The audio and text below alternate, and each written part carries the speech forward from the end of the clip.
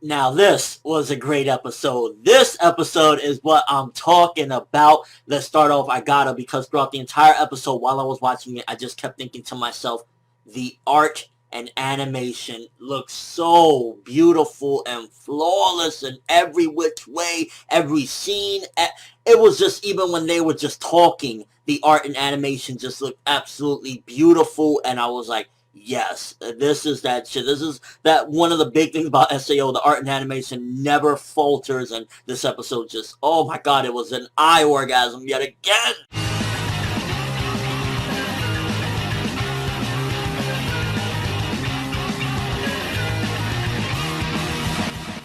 The pacing was proper as well. They arrived at BOB. A few different things happened. It was like this episode just one of the best episodes thus far of SAO. Way better than last week's, and just overall it was like it had a little bit for everybody. People that want the action, people that want a little bit more in-depth into the game. It just had a little thing for everyone, and I was just like, fuck yeah, this episode was just on fire. So we got the reaction that we expected pretty much when he finally revealed himself. Hey, you know, I'm a dude. She slapped him in the face, and rightfully so, because she was stripped down. Even though, I don't know if you get that mad because it's in-game at the end of the day to smack him. She looked like she was ready to cry. It's like sometimes they border between realizing that this is, you know, at the end of the day in-game, because Shinon, I guess for Shinon maybe it's a little bit more than that. It's actually quite a bit more than that, actually, because her psyche is just so messed up that she thinks that this is her way into living proper in the real world. So for her, she's so deeply embedded into it that she just felt like he actually saw her naked, I guess, because there's been a couple instances of that, like in, I believe it was episode 1 or 2, where we see Shinon and that group of people, and the guys just look like he's shivering, quivering in fear.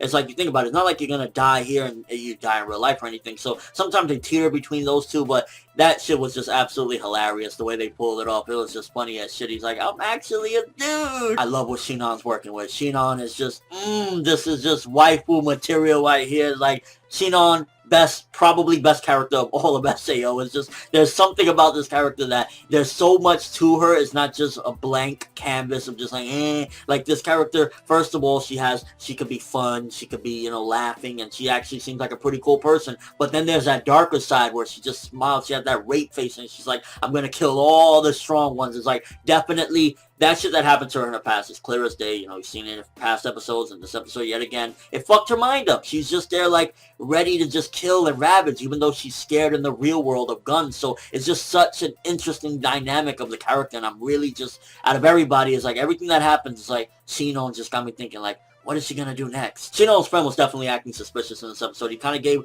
like, Kirito a dirty look. Maybe it's probably because he's overly attached to Shinon, and he's kind of looking at Kirito like, yo, that's my bitch, you better fucking stay away or something like that. Because at first he was kind of like chill against Kirito until he found out Kirito's a dude, and he was like, back the fuck up. Shinon is mine, so both of y'all need to chill out. Now, I was scared that Kirito was gonna come into his first battle and just Yugi Moto this shit, but he actually had to work for his shit. He got blasted a couple different times. He had to use strategy. He used a strategy that I believe is like a Call of Duty strategy to really use the sound around him to kind of figure this dude out. And I believe I've heard that people like get really big headphones for those type of things, and they like listen to the sound so they can catch people. I don't know how true is that or whatever, but yeah, he definitely had to work for his, and that was another good thing, because I was scared. It was like, please, Kirito, don't come in on some Superman shit, but he had to work for his, and ultimately it just came off really badass, and I can't stress enough how beautiful I felt the art and animation looked and presented itself. It was like, yeah, A1, keep fucking doing that good shit, because this was just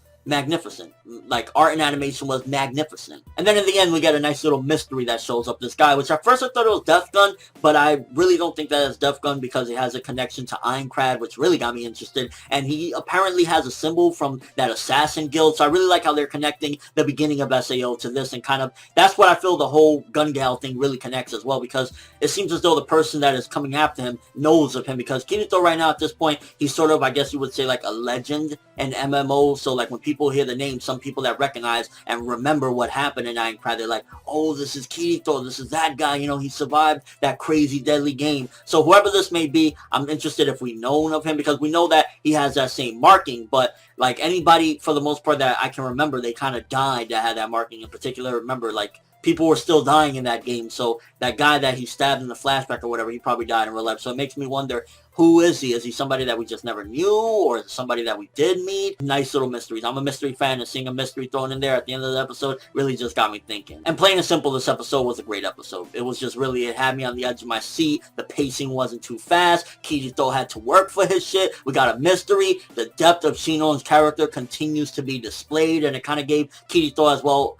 probably an incentive or maybe a small motive as of right now. Like, I want to explore a little bit more about this girl. She seems like there's two different sides to her, and I want to find out who's the real her and what's going on. So that's where it's going to set up basically for Kirito to try and help her out, and ultimately, you know, where the story's going to go. But again, great episode. I'm going to give this bad boy a 9 out of 10. Art and animation, I can't stress enough. The music, pretty much almost everything about it. There were small little occasions, I guess you could say, where like Kirito is like getting ready to pull out his sword. Like, yeah, Kirito, you're really going to fight in the goddamn lobby. But probably my favorite or second favorite episode so far of SAO2, and it's just like SAO2 is looking to be just breathtakingly better than SAO1. I keep saying that. I mean, besides last week's episode, ultimately it's just been like, fuck yeah, this is how you do an adaptation. Let me know what you guys think. First of all, what do you think is the identity of that dude that showed up at the end? Is he Death Gun? Is he somebody from the previous Aincrad? Do they have any connection, Death Gun and this guy? Also, what do you think about Kirito's first fight? Does it remind you of any first-person shooters that you played, like a Call of Duty or something? The way he was using the sound to his advantage to take that guy out?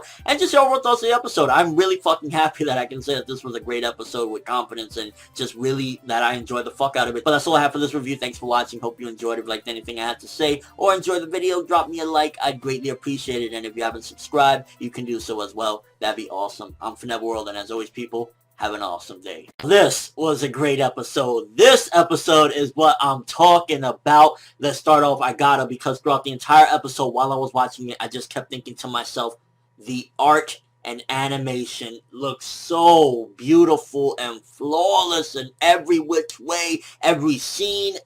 It was just, even when they were just talking, the art and animation just looked absolutely beautiful, and I was like, yes, this is that shit. This is that one of the big things about SAO. The art and animation never falters, and this episode just, oh my god, it was an eye orgasm yet again.